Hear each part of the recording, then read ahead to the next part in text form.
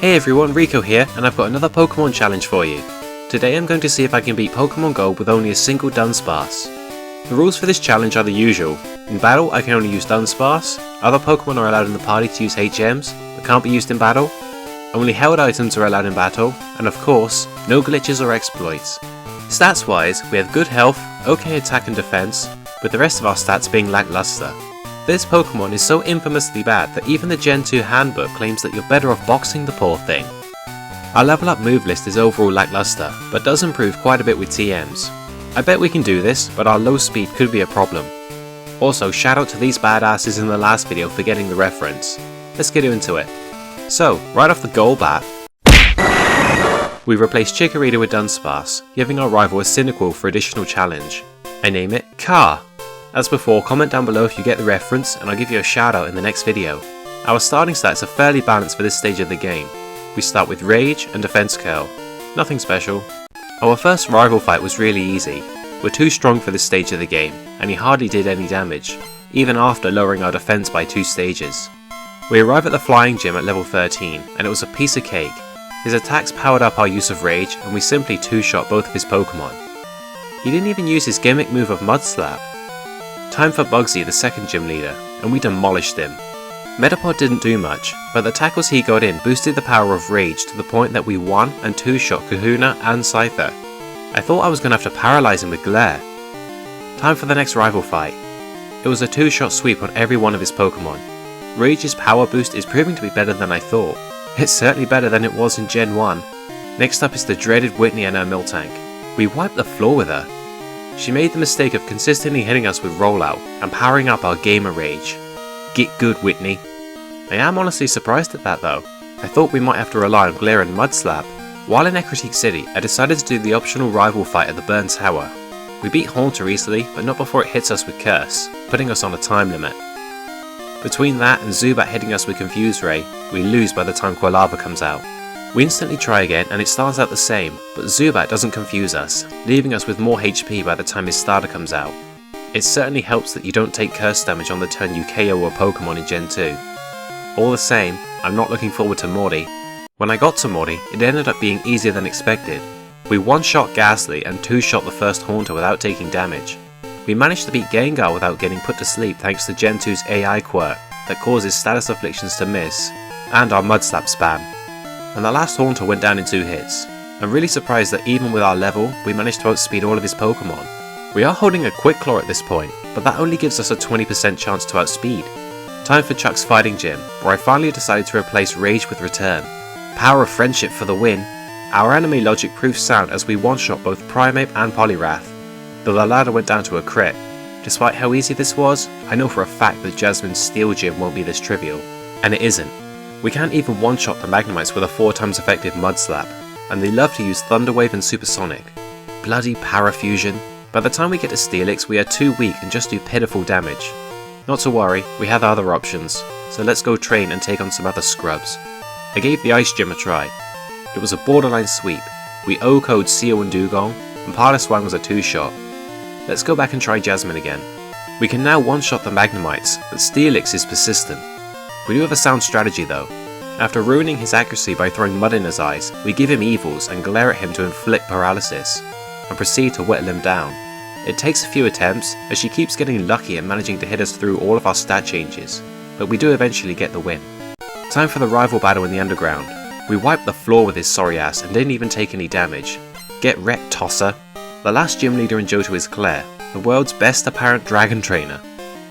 So, will she provide a challenge? Lol, no. The Dragonets each fell to a single use of our friendship power, and Kingdra was a 2-shot, leading to us humiliating this sore loser. Time for one more battle with my rival before the Elite Four. We swept his team without taking any damage. Anticlimactic, but I'll take it. By the time we get to the Pokemon League, we're at level 60. I'm actually feeling pretty good about this. We've done fairly well so far. Let's go. First up is Psychic Trainer Will. We crushed him. Clean sweep. Next up, Poison Trainer Koga. We created an environment that was so toxic we borderline wiped the floor with him. He got a couple weak hits in, but we easily overpowered him. Time for the mighty Bruno. He was more dangerous, but aside from his Machamp using Cross Chop, we didn't have much trouble, overpowering him again. I'm starting to think that this Gen 2 handbook doesn't know what it's talking about. I guess we'll have to speak to the manager about this. Yep, it's time to face Karen.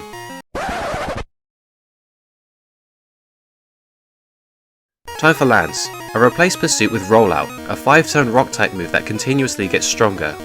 And we rolled right over him. GG. This of course means that we've won the league and beaten the challenge, but since we've got all of Kanto's gyms to go through, we might as well try them. Now any of you familiar with Gen 2 will know that the Kanto gym leaders are really easy, bar 1. So we'll skip straight to Blue, the 8th gym leader. He leads with Pidgeot and we start off strong by one-shotting him with Return. Alakazam follows suit, but not before getting a Psychic in and dropping our special defense. Rhydon is third and we go back and forth with this guy. We threw mud in his eyes as he summons a Sandstorm, starting to chip away at our health. We hit back with Return as he misses his Earthquake. We lower his accuracy some more, but our health is now below half and we're in bad shape. By the time we manage to take out Rhydon, we're in no condition to fight Gyarados. We bring him down to a sliver of health, but his Hydro Pump finished us off. I come back after replacing the Quick Claw with Leftovers and swapping out Glare for Iron Tail. Pidgeot goes similarly, surviving our return, but his Mirror move hardly does anything and we take him out next round. Alakazam raises his defense with Reflect, but we still one-shot him. Out comes Rhydon, and Iron Tail does just under half, but we do get the defense drop as he does minimal damage with Fury Attack. A second Iron Tail takes him out. We go for a turn against Gyarados as he makes it rain. I go for Rollout in prep for his next Pokemon, and his Hydro Pump doesn't do much, even with the rain up. One more round takes him out. Rollout is building power, but doesn't take out Exeggutor, as he sets up a Leech Seed to negate our leftovers. Blue uses a full restore on the next turn, but our Rollout has now built up enough power to take him out. The 5th Rollout would have surely beaten Arcanine, but it misses. Crap. Not to worry, the rain weakens his Flamethrower, and we take him out in one hit with the power of Friendship once again. Suck it, Blue. One fight left, and you know who it is. Red. Despite the fact that this run has been pretty smooth, I doubt we can beat him at this level. His Pokemon are all similar to us in level, and most of them have far better stats. Still, I'll give it a shot and see how we get on. As I suspected, we're not strong enough yet. We can take Pikachu out easily, but the rest of his team deal too much damage. Since we're paralysed now, his whole team outspeeds us. We dealt big damage and even got to his penultimate Pokemon, Charizard, but get finished off. Damn it. Okay, time to grind. At level 90 we finally outspeed Pikachu, and take him up before he can do any harm. Espeon does outspeed us and hits a pretty strong Psychic, but we nail him in one shot. Out comes Snorlax. We do just over half his health and damage with Return as he wastes time boosting his special defense with Amnesia. One more Return takes him out. Venusaur is next and we deal about 3/4 damage as he sets up the Sun. After that, we KO him. Charizard comes out and outspeeds us, but even with the Sun up, he deals just under half our health and damage, as we bring him into the yellow. He brings us down to below half our health before he's knocked out.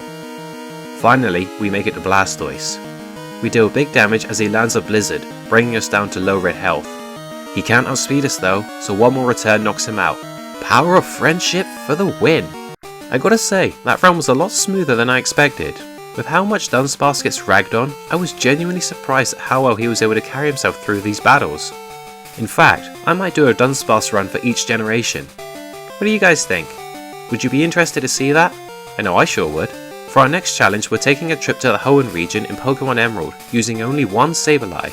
If you have suggestions for future challenges, I'd love to hear them. Be sure to hurl your Pokeballs at the like button if you enjoyed. And I'm out of here for now.